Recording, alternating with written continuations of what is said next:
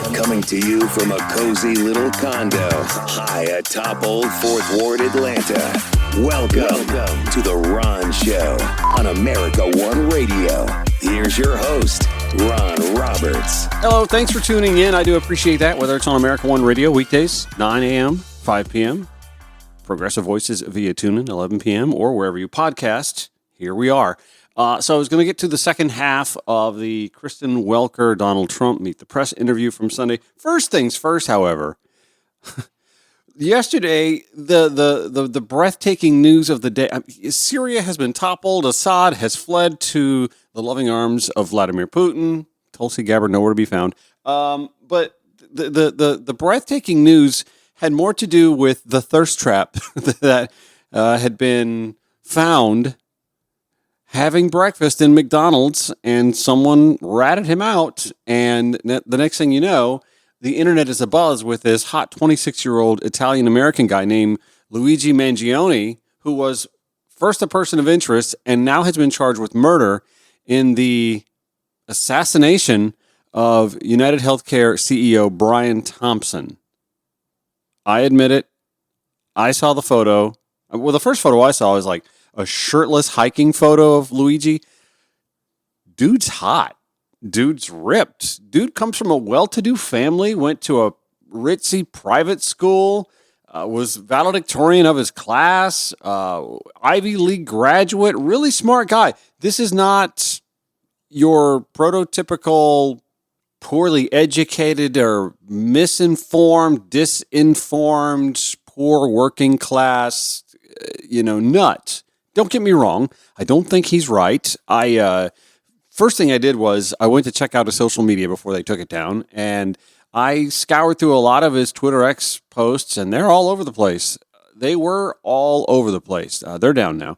But to label him right-wing, left-wing, no, he was just... in fact, I think he sort of epitomizes the kind of person that a lot of voters of his generation may be now.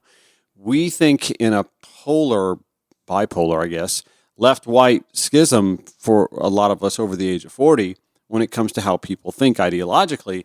And yet Luigi Mangione had a diaspora of leanings when it comes to issues of the day. That being said, he very much loathed corporate America. And I was watching this stitch, and I wish I could tell you who this person is.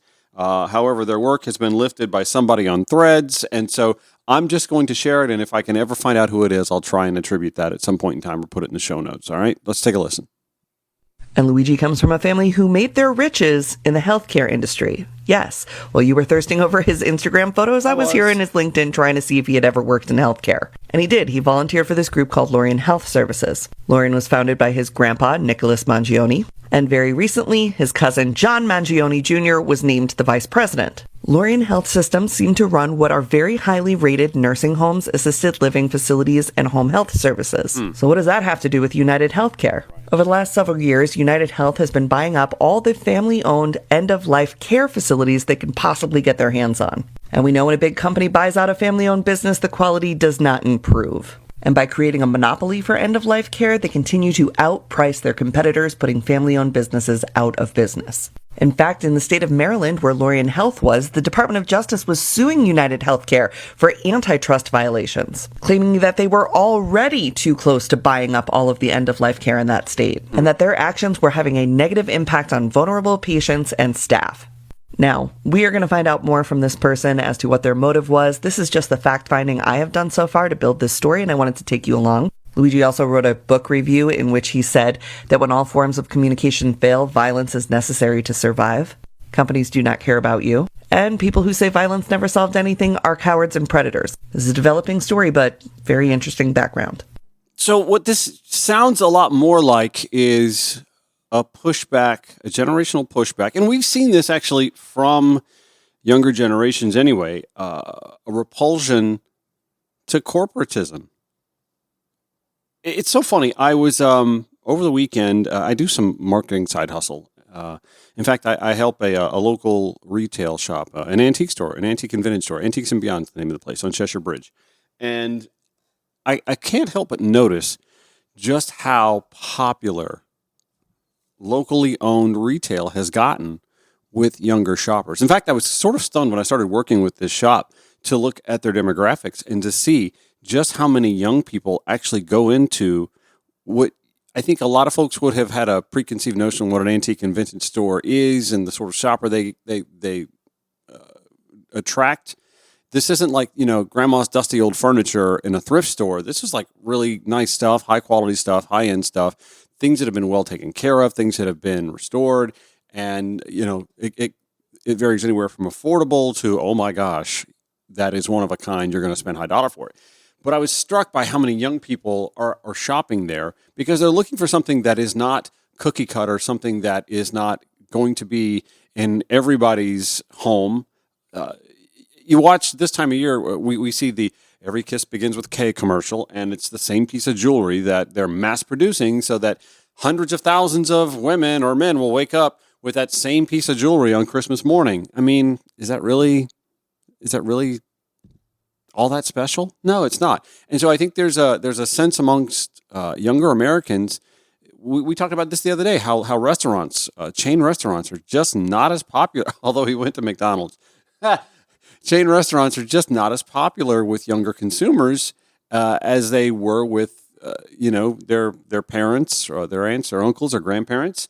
And Luigi's family had their hands in all kinds of businesses, not just the aftercare, the funeral home businesses, but like his dad, or no, was it his great grandfather? I want to say his great grandfather, I believe, owned radio stations. Well, we know radio stations are now mostly corporate owned versus the mom and pop ownership prior to the FCC and the Telecom Act of 1996, which just deregulated and was Katie barred the door for businesses to snap up radio stations en masse. And now we have, 3 or 4 major radio companies in the entire country that own the predominance of radio stations. So Luigi not only didn't like the corporatization of this country, he was personally seeing that his family fortune was very much threatened by and impacted by the corporatization that has pretty much become the norm in the United States. Listen, I haven't read his manifesto. I think it's a 3-page manifesto, and I'm sure the feds are looking it over. It's not necessarily just about issues with health insurance, although there is the backstory about apparently had a surfing accident and had chronic back pain. You see there was a photo of an x-ray with these 3, they look like very large screws in the spinal column. Don't know if that's, him or something he had done. So you get all these narratives, but we're continuing to learn so much more about the alleged killer of the United Healthcare CEO, Brian Thompson. And it's an interesting story, is it not? And I will say this, for anybody who is sort of loath of the corporate culture that has become U.S. capitalism, I got bad news for you. It's not going to get any better in the next 2 to 4 years, that is for sure. In fact, I saw an op-ed in the USA Today that I just thought was pretty poignant, pretty spot on. Rex Hupke writing this. Hey, MAGA voters, you've been had. Trump's plans for the economy may ruin you. He says, stand back while Trump installs a phalanx of other billionaires who will lower their own taxes while taking away government services that many forgotten MAGA men and women rely on.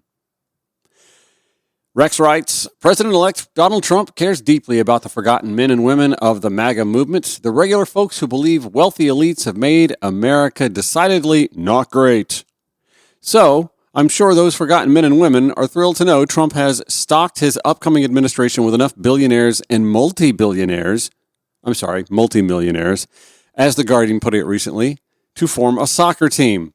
That's right. Axios reported last week that, including Trump himself, the administration-to-be is already staffed with 14 billionaires. The list includes Linda McMahon as education secretary. I only chuckle when I say her name because I keep thinking of all the videos I've seen, the collection of her being body slammed over tables and stuff like that from WWE. It's just nuts. Elon Musk and Vivek Ramaswamy as government efficiency overseers. Let's see, Howard Lutnick as Commerce Secretary and billionaire hedge fund manager Scott Bessent as Treasury Secretary. Rex writes, I'm sure these down-to-earth billionaires care deeply about the forgotten men and women who put Trump in office. Surely they are in no way elite, aside from the perhaps owning an island or maybe occasionally hunting poor people for sport on said island. Rex Hupke's op-ed continues. Forbes reported in 2021 that President Joe Biden's cabinet had a net worth of about $188 million. The Guardian puts the net worth of Trump's gang thus far at more than $300 billion. If you believe in math, it's a staggering sum. About 2,000 times the wealth of those in the Biden administration.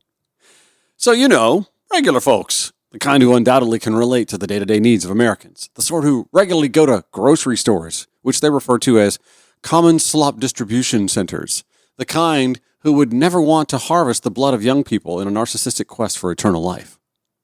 This guy's hilarious. Oh, gosh. There's no way a billionaire businessman like Musk and Ramaswamy would do anything that helps the rich at the expense of hardworking Americans. They wrote recently in the Wall Street Journal that they will be, quote, taking aim at the $500 billion plus in annual federal expenditures that are unauthorized by Congress. And yes, that could include things like the Department of Veterans Affairs medical services, billions of dollars in funding for education and housing, and the Head Start program.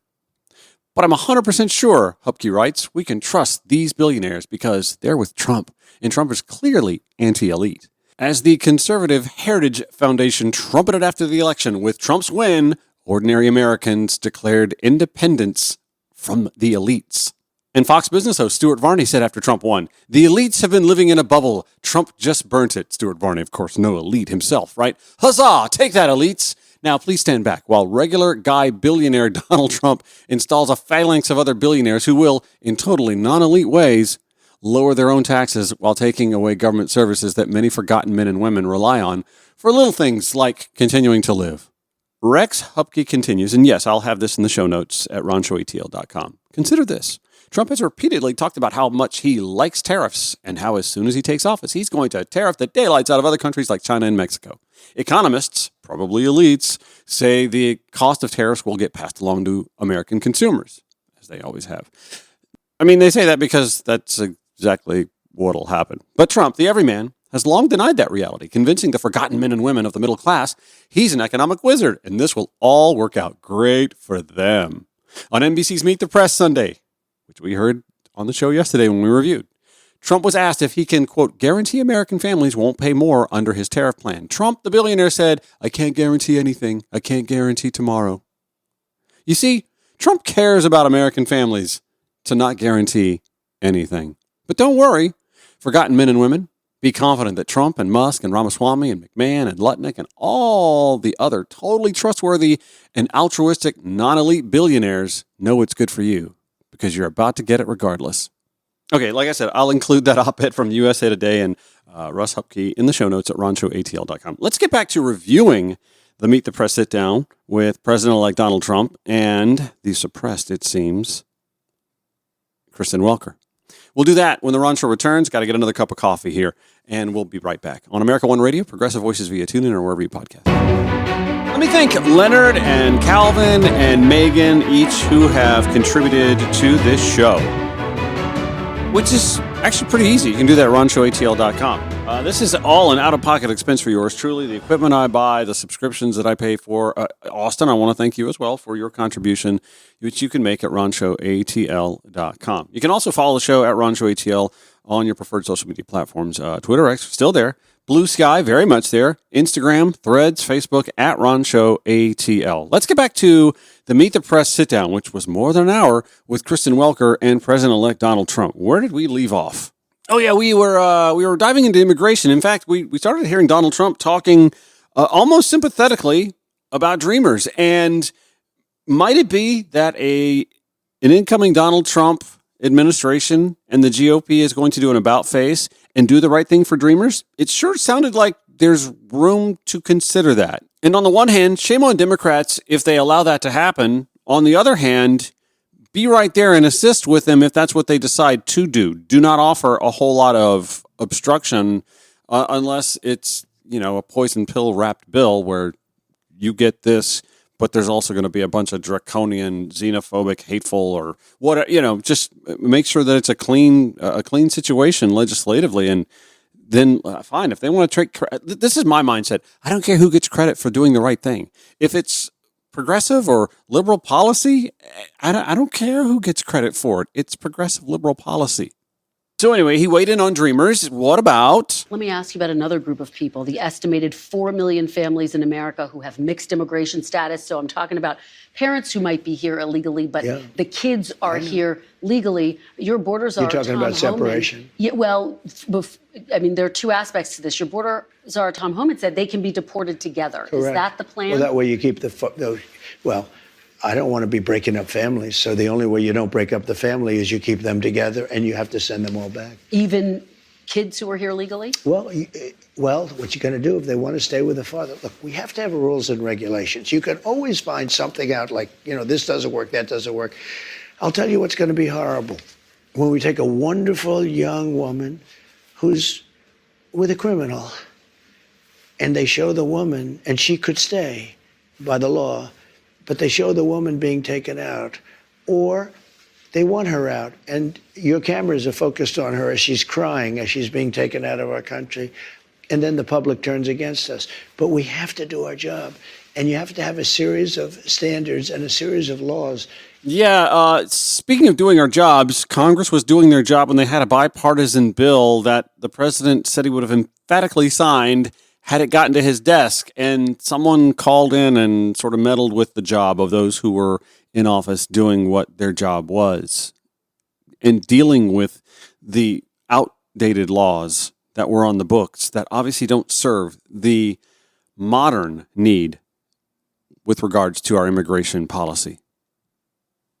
I'm looking at you, Donald. And in the end, look, our country is a mess. No, it's not. But when you start to see mass deportations, which will affect our food industry, our restaurant industry, our hospitality industry, the home building industry, all industries that affect our bottom lines, our wallets, those of us who buy groceries and travel and buy and sell homes or are looking to buy or sell a home, yeah, we're going to be impacted by these draconian mass deportation threats that your incoming administration has been very serious about. We have the highest crime rate. Again, fact-checking from CNN.com. Trump falsely claiming crime at an all-time high. Nowhere near close to true. Both violent crime and property crime rates have plummeted in the U.S. since the early 1990s and are far below all-time highs. FBA data shows that crime declined again in 2023. It's actually down from when he was last president. And during the debate, a man whose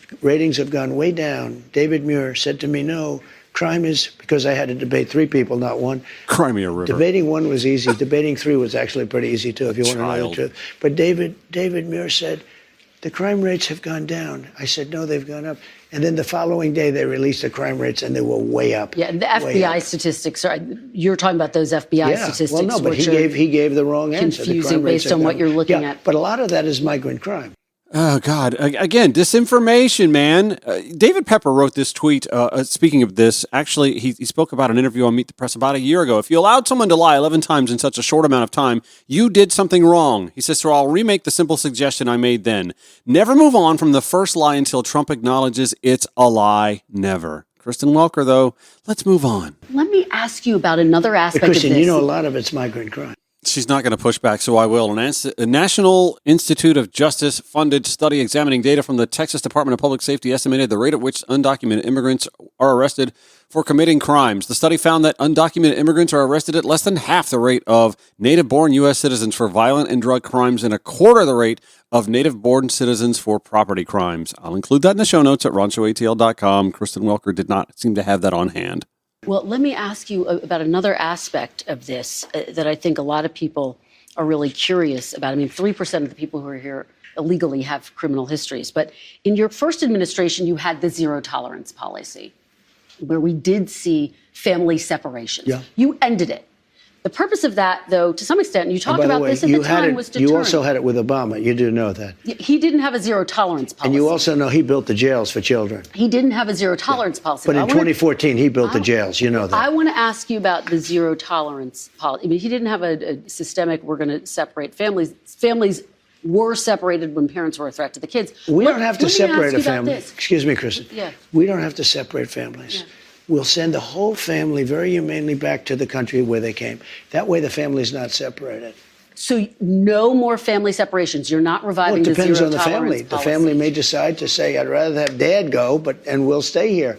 And in which case they have that option. But you're not going to revive your zero tolerance policy, which was put in place as a deterrent. Is there any universe where you would bring that back, sir? We need deterrence. Look, ready? When somebody comes here illegally, they're going out. It's very simple. When they come here illegally, they're going out. Now, if they come here illegally, but their family is here legally, then the family has a choice. The person that came in illegally can go out, or they can all go out together. And that was made very clear by Tom Homan. So you're not, at this point in time, planning to revive that zero tolerance policy where kids are Well, if you call separated. that, yeah, I'm doing what I just told you I'm going to do. You know, I don't want to send the family out. I don't want to send anybody out. Then the solution would have been bipartisan policy agreement last spring, letting the president sign that into law, and then running on amnesty. Oh, but his base forgot. Sorry. Back after this. Broadcasting 5 days a week to make common sense common again. This is The Ron Show on America One Radio. You know, I don't want to send the family out. I don't want to send anybody out. I actually believe when he says that. No, I do.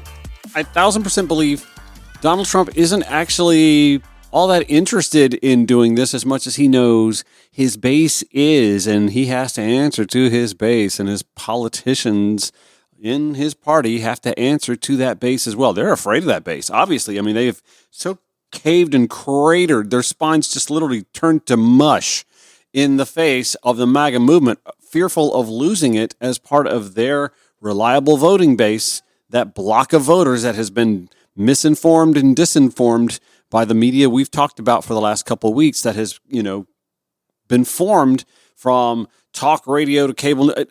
I believe he understands the economic issues that will come from mass deportation, from even the tariffs. I think he doesn't want to do a lot of the stuff that he knows he has to do to answer to his base. I 1,000% believe that. He had illegal immigrants working in Mar-a-Lago, for crying out loud.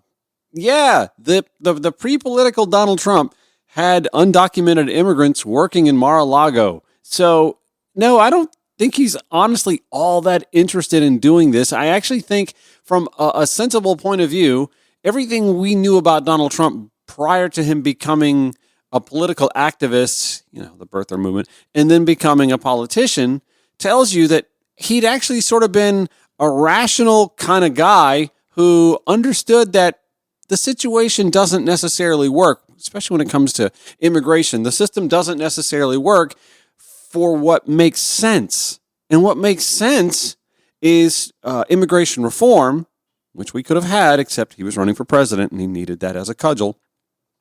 And then finding some sort of an amnesty pathway to citizenship situation so that we don't wholesale wreck the economy, spend hundreds of billions of dollars in doing mass deportations, but actually beef up our immigration system so that we can know who's coming into this country and turn away those who are violent criminals, get the violent criminals that are already here out, and, of course, in creating an amnesty situation and a pathway to citizenship, you actually gain support of more than just those who flipped and voted for him in this last election cycle, but you get more folks within the Hispanic community who are willing to turn in the actual violent criminals without fear of themselves being deported. But this all makes way too much sense. The Donald Trump, I believe, that still exists somewhere deep in that crevasse of a brain of his, believes exactly what he said. I don't want to send the family out. I don't want to send anybody out.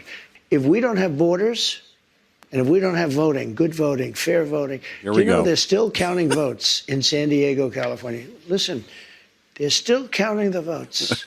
This is almost 4 weeks. They're still counting the votes.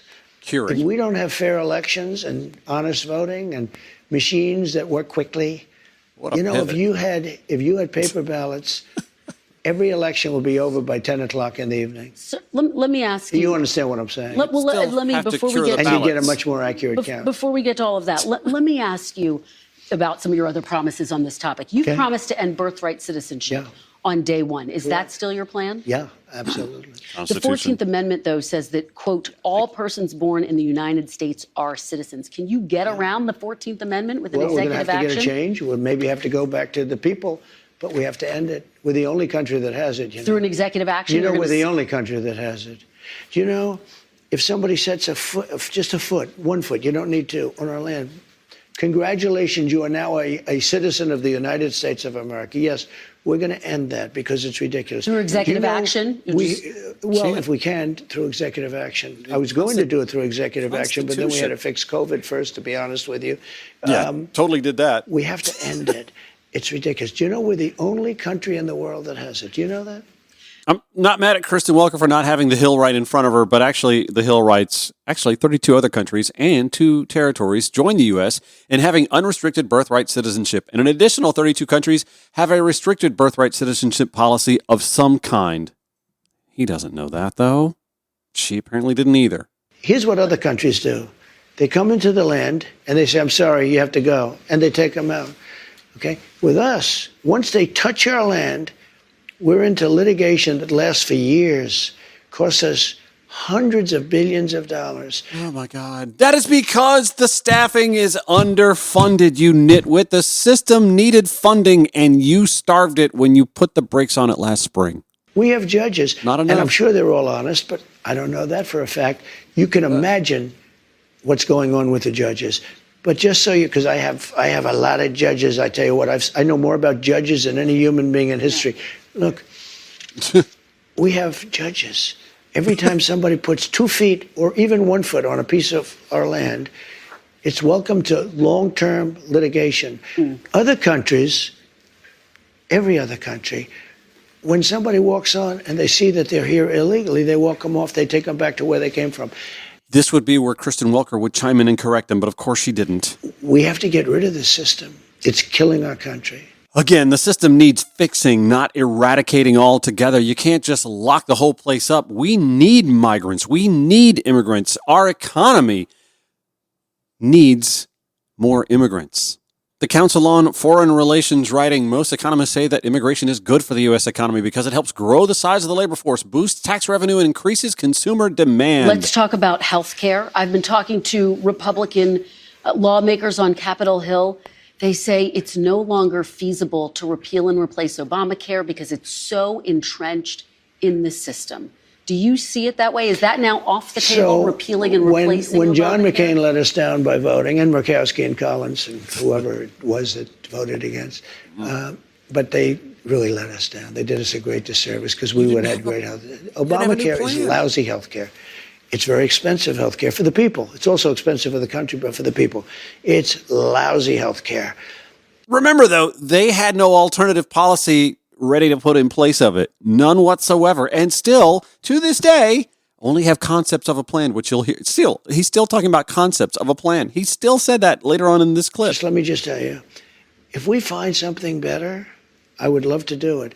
But unless we find, but one thing I have to say, I inherited Obamacare or anything else you want to go. It's got about 20 names, but I inherited it.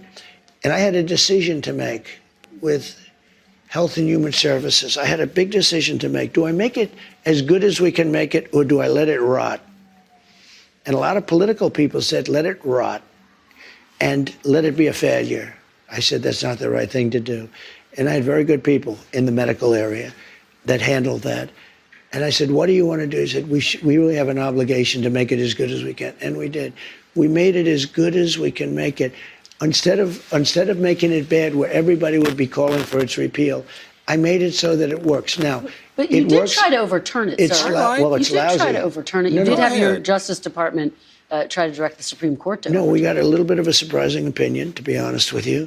If it would have been overturned, we would have had much better health care right now. But right now, with what we have something that I made the best of. I could have made the worst of it, and it would have fallen by the wayside. Again, let's go back to CNN and Daniel Dale. Trump claimed, I'm the one that saved Obamacare. This is misleading at best, as President Trump tried to repeal Obamacare but failed because congressional Republicans could not amass enough votes to kill the law in 2017. After that, he and his officials took many steps to weaken the law, though they did continue to operate the Obamacare exchanges, and they refused to defend several central provisions of the law in a lawsuit brought by a coalition of Republican-led states, instead arguing that key parts of Obamacare should be invalidated. Sir, you said during the the campaign, you had concepts of a plan. Do you have an actual plan at this point for health care? Yes, we have concepts of a plan that would be better. Still just concepts? Do you have a fully developed plan? Let me explain. Right, please. We have the biggest healthcare companies looking at it. We have doctors. We're always looking because Obamacare stinks. It's lousy. He fixed it. There are better answers. If we come up with a better answer, I would present that answer to Democrats and to everybody else, and I do something about it. But until we have that, or until they can approve it, but we're not going to go through the big deal. I am the one that saved Obamacare. I will say, and I did the right thing. I could have done the more political thing and killed it. And all I had to do is starve it to death. You did try to have your Justice Department effectively kill it, though. Right? Kill it from a legal standpoint, but from a physical standpoint, With no I made it backup work. plan. In your concepts of a plan, sir, will people with pre-existing conditions still have coverage? And can you guarantee their prices will not go up? The answer is yes. They'll have coverage. You have to have it. On the What about record. their Because prices? you know what? What about their prices, sir? I want the prices to go down. I want to have better health care for less money. And there are ways of doing it, I believe. And I have the smartest people in that world. You know, that's a separate world unto itself. been I like have the this for smartest 10 people in years. that world looking at it and trying. And if they come up with something, I will Since present 2010. it. Now, maybe you won't be able to sell it, but if we get better health care for less money, I believe it's very saleable. Just very quickly, when will we see your fully developed plan? When are you going to show I don't know the that you'll public see that? it at all. I can only say that What? we have some of the best healthcare people. What? I've always tinkered all? with it. I think it's a little hard to explain. Yeah, Obamacare, when I took it over, was a disaster. Again, And I made it It has insured workable. 20 million people. Yeah, because of me. Because of me. If you look at what I did, I was You the tried one. to- I made it good. You Yeah, tried to legally. repeal and replace it. You tried Because to if kill I it, repealed sir. it and replaced it, we With would have had a nothing. better system because we wouldn't have concepts. had health care. And the Democrats would have been forced to do something. If we wouldn't have had it, the Democrats would have been forced to do something that they wouldn't do if we have it. but with what? Waiting in the wings, concepts of a plan? Let's move on. He does talk about abortion. Actually, Kristen Welker brings up abortion. You've said that abortion is now a state issue. There are steps that you could take, though, as president, to restrict abortion through executive action without Congress. More than half of abortions in this country are medication abortions. Will you restrict the availability of abortion pills when you're in office? I'll probably stay with exactly what I've been saying for the last 2 years, and the answer is no. You commit to that. Well, I commit. I mean, do things change? I think they change. I hate to go on shows like Joe Biden. I'm not going to give my son a pardon. I will not, under any circumstances, give him a pardon. I watched this, and I always knew he was going to give him a pardon. And I don't like putting myself in a position like that. So things do change, but I don't think it's going to change at all. Okay. So that cannot make the pro-life folks very happy. But again, he didn't really commit because he's going to have to decide when political pressures beg of him to decide to do something. Here's the thing. We're dealing with a president-elect Donald Trump who will not be running for he's not running for re-election, right? We do know that the Constitution says that he cannot do that. So and maybe that's a conversation that someone will ask him to commit to. I don't know. He doesn't commit. Okay. We do know that he, in theory, constitutional fact, cannot run for re-election. So maybe there won't be as much political pressure for him to do what his party insists that he does. But at the same time, the guy is like Leslie Nielsen in The Naked Gun when he wandered onto the baseball field in the umpire's outfit, in disguise, and started realizing that calling balls and strikes would make the crowd either deliriously happy or sad or mad or whatever. And so he realized what he needed to do to get the audience on its feet, standing and applauding, thinking that the applause was for him, and then started dancing and gyrating and doing all the crazy moves. That's Donald Trump, the politician, playing to the stands as well. So his non-committal to avoiding dealing with the abortion pill at the federal level may seem like something to be optimistic about for the pro-choice movement.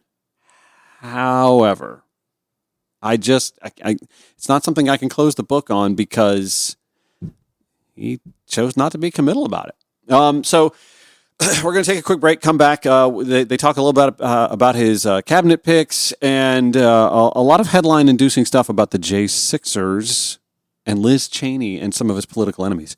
We'll dive into that when the Ron Show returns on America One Radio, Progressive Voices via TuneIn or wherever you podcast. All right, I'm going to wrap this review of the Meet the Press. I mean, there's still a lot to get into, but I'm kind of darting around, skipping around, and just trying to get to the meat and potatoes of it because there's just other things going on, and I really can't spend a third day going into that. Although, there is plenty. Kristen Welker, Meet the Press, Donald Trump, aired Sunday, recorded before then, and I surmised yesterday that I'm really concerned that the political media landscape in this country, we're seeing it with Joe Scarborough, Mika Brzezinski cowering at the feet in Mar-a-Lago of one Donald John Trump. The tone has totally changed on that network. There is not a lot of pushback anymore. And I thought Kristen Welker looked very... In fact, I headlined yesterday's episode, Meet the Suppressed, because I feel like her duties as a journalist to pursue facts and to fact check on the fly. This is not a debate. Like, there are no preset rules that you can't fact check the guy. I mean, maybe there were some preset rules. It sure seems like it, but there shouldn't be when you're questioning the president-elect or someone in office. There are no preset, you can't fact check me. No, you're in office. I'm going to fact check you. I didn't get a whole lot of that. There was some moments where she said, okay, listen, this is just absolutely ridiculous. I've got to say something. But I felt like she let a lot of stuff go. We do wander into the J6 conversation finally. Let's listen in. Let me ask you about something you've referenced a couple of times in this interview. I asked you last time we sat down for an interview if you were going to pardon yourself. You said no. But now that President Biden has pardoned his son, Hunter, are you reconsidering? Might you pardon yourself? I didn't do anything wrong. Okay. I was given the option. And the lawyers told me, a very specific lawyer, I don't have to go into who, but very high up in the administration said, sir, if you pardon yourself, you're going to look guilty. And you did nothing wrong. Okay. Oh, I had that option. I could have saved myself a lot of legal fees, but it turned out that I was right. Look at what's gone on. Everything's being dropped. I still have a Fani Willis. Fani. It has to be. A total hoax. That's a total hoax. It's all being dropped. All those guilty it's all been discredited. Okay. It's been dropped. There are those people that say, and this would be the first time in history, that all of those fake indictments, they were going after a political opponent. There are those that say that I actually did better in the election because of it. Now, that would be a first. I think you would agree, because normally that's like you go back to the microphones, you say, I'm leaving right now. I will leave office. I'm going back to my family, and I will fight for my name. Well, I had to fight for my name in public because I didn't leave office. But no, I didn't want to pardon, and I didn't want to pardon myself. I had the option to pardon myself. And you don't want one now? You're not going to pardon yourself now? What do I need one for? First of all, I've won almost all of the cases. What if President Biden... that I didn't win are on they were shut down. Resuscitation. What if President Biden offered you a pardon? Would you accept it? I've never even thought about it. I don't think he'll do it. Right. No. Look, if he did, he's the one that started this whole thing. He got the Justice Department to go after me. And the state cases are all being run by the Justice Department, which is illegal. They had their people from the Justice Department work for Alvin Bragg in order to get something going. They worked for Letitia James in the state. He had his people go from the federal government and take lesser jobs in the state in order to get Donald And you know Trump. he denies he had anything to do with it. No, and you can't deny it. You know why? Yeah. Because they were there. Wait a minute. Wait. You know, you have a tendency to sort of like slough over things. You just made a statement. I'll say. His person, the top, maybe the third or second or third person, left the federal government, the DOJ, and went to work for Letitia James. And then, after they got that one started, went to work for the DA. Let me ask you about some of this new reporting. NBC News is reporting that President Biden is considering giving preemptive pardons to the likes of Liz Cheney, Adam Schiff, and Anthony Fauci. If President Biden doesn't issue those pardons, do you think they are going to wish that he had? Are they going to be pursued? I can tell you this about Cheney, and she's a so-called Republican. I think she hurt the Democrats terribly. When I saw that Kamala I agree. Put Cheney out of the campaign trail, I said, that's the end of Kamala. I really did. I thought it was a terrible move, especially if you're a Democrat.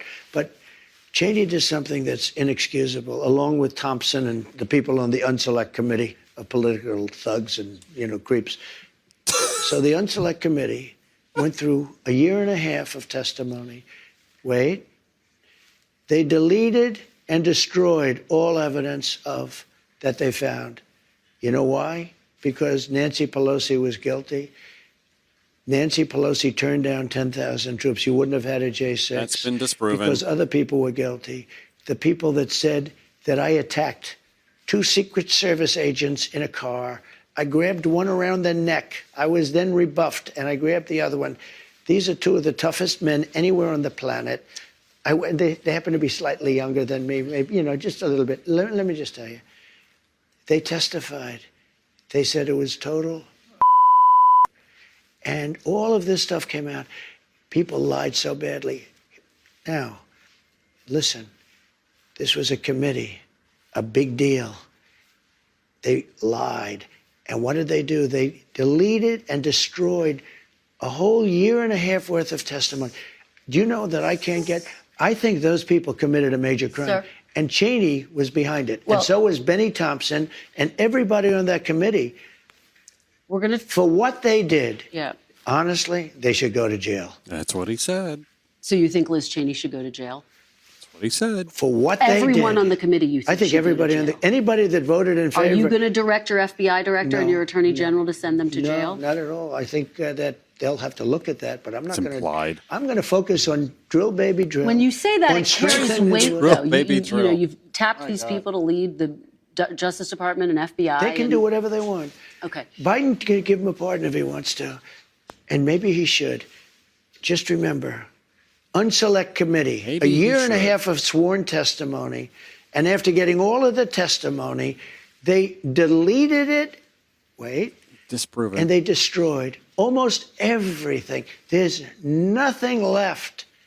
It's unprecedented. And they deny doing that. If you do that in a civil case, you go to jail. You know they deny doing that. And officials say that the order never came in for the National Guard. They put out a statement. On January 6th. Let me ask you this about January 6th. I think Benny you're going to want to Thompson answer wrote this. in a statement that he has destroyed all evidence. Let me ask you this about It's January amazing. 6th. I wish you could be you have such potential.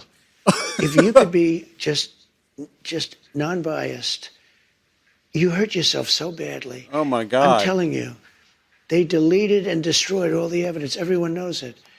And you slough it off like it doesn't mean anything. No, I'm just saying they deny it. That's all I'm saying. Kristen, if I did it, where's the proof? You would be standing up in that chair shouting at me. And you know what I'd do? I'd say, I wish she had. You got me. No, they you have Come done on. something so illegal. They have a committee sworn to, and because it was so bad, the only reason they did it is because the testimony turned out to be in favor of me. Like Secret Service testified and disputed everything. It made them into a bunch of liars. Not Secret Service, it made the people. They got rid of it because it made Nancy Pelosi, the mayor of D.C., so many people look like criminals. And I will tell you, it's illegal for them to delete and to destroy that evidence. Let me ask you about January 6th in a different capacity, okay? I think you're going to want to answer this question. You promised to pardon those who attacked the Capitol on January 6th. Are you still vowing to follow through with that promise? We're looking at it right now, most likely. They are. Well, those people have suffered long and hard. His voters. And there may be some exceptions to it. I have to look. But, if somebody was radical, crazy, there might be some people from Antifa there. I don't know, because those people seem to be in good shape. Whatever happened to Scaffold Man? You know who Scaffold Man was? He stood on a scaffold telling everybody to go and nothing happened to him. Whatever happened to Ray Epps? Now, I don't know anything about Ray Epps, but it was sort of strange the way he was talking. Where is he? What happened to him? Because the people that did very little, they arrested an old woman because I don't think she did anything. They don't even know what she did. Oh, God. These people have suffered. Their lives have been destroyed. So, only the radicals. And I guess not everybody that charged into the Capitol that day are radicals. That's going to do it for The Ron Show. Show notes, ronshowatl.com. Back tomorrow night at 10 a.m., 5 to 6 p.m. America One Radio, 11 to midnight at Progressive Voices, or wherever you tune in. Take care.